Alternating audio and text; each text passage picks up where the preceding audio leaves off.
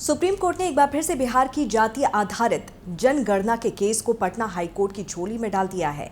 Supreme court में justice अभय S okay और justice Rajesh Bindal की बेंच ने कहा कि पहले 3 जुलाई को हाई कोर्ट को मामले को सुनने दीजिए। अगर वहां से आपको राहत नहीं मिलती है तो आप यहां आ सकते हैं। बिहार की जाति जनगणना क्यों चर्चा में है, कानून के साथ साथ इसके क्या राजनीतिक और सियासी मायने हैं, इस पर हम विस्तार से चर्चा करेंगे और जाति जनगणना का पूरा गणित भी आपको समझाएंगे। लेकिन उससे पहले आप हमारे चैनल को जरूर सब्सक्राइब कर लें और बेल आइकन को भी जरूर प्रेस करें। नमस्कार, आप देख रहे हैं जनभावना टाइम्स, आपके साथ मैं हूं अंकिता। लंबे समय से बिहार समेत देश के कई राज्यों में जातिगत जनगणना की मांग उठ रही थी।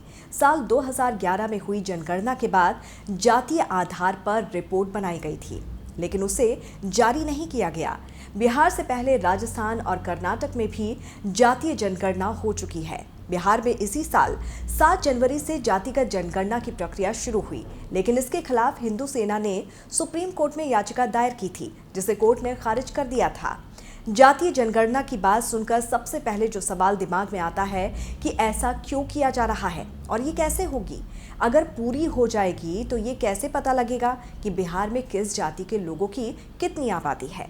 इस जनगणना से वोट की राजनीति किस तरह से प्रभावित होगी, किसे सियासी फायदा होगा और किसे नुकसान, क्यों कुछ पार्टियां समर्थन में हैं और कुछ पार्टियां विरोध में। हम सभी सवालों के जवाब खंगालने की कोशिश करेंगे। दरअसल बिहार में ज्यादातर राजनीतिक दल जाति जनगणना की लंबे समय से मांग कर रहे थे। उनका कहना है कि जाति जनगणना होने से राज्य में रहने वाले दलित और पिछड़ा वर्ग के लोगों की सही संख्या का पता चल सकेगा। इससे उन्हें आगे बढ़ने के लिए और उनके लिए खास योजनाएं बनाने में आसानी होगी।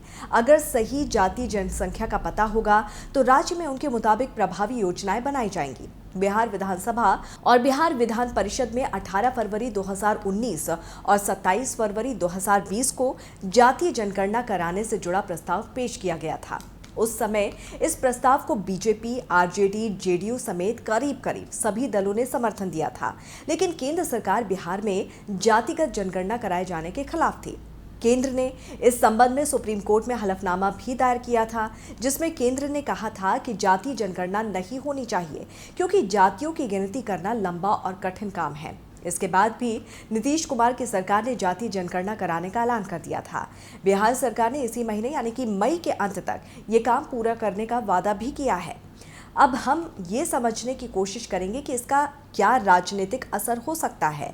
जातीय जनगणना के विरोध और समर्थन के पीछे सारा खेल सियासत से जुड़ा हुआ है। जातीय जनगणना के समर्थन के पीछे पिछड़ी जातियों के वोट बैंक का है, जिनकी आबादी 52% से अधिक बताई जाती है। विरोध के पीछे उच्च जातियों का दबाव है। मंडल कमीशन के आंकड़ों के आधार पर पिछड़े समुदाय की आबादी 52% है, लेकिन उन्हें 27% आरक्षण मिलता है। बिहार में ओबीसी समुदाय की राजनीति क्षेत्रीय दल करते रहे हैं, लेकिन 2014 के बाद से बीजेपी की लोकप्रियता भी ओबीसी में बढ़ी है। यूपी में ओबीसी का बड़ा तबका बीजेपी के साथ चुनाव में दिखा।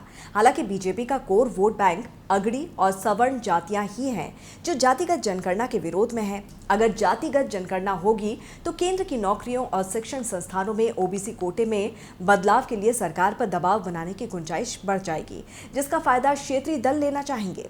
ऐसे में बीजेपी असमंजस में फंसी हुई है कि वो समर्थन करे कि विरोध में उतरे। तो दूसरी तरफ अगर लोकसभा चुनाव 2024 से पहले जातिगत जनगणना के आंकड़े सार्वजनिक हो जाते हैं तो नीतीश और तेजस्वी को सबसे बड़ा फायदा हो सकता है। इन दोनों ही नेताओं की पार्टियां बिहार में जाति की राजनीति करने के लिए पहचानी जाती हैं। इस पर आपकी क्या राय है, ज़रूर हमें कमेंट करके बताइए। और अगर अभी तक आपने हमारे YouTube चैनल जनभावना टाइम्स को सब्सक्राइब नहीं किया है तो कर लीजिए। नमस्कार।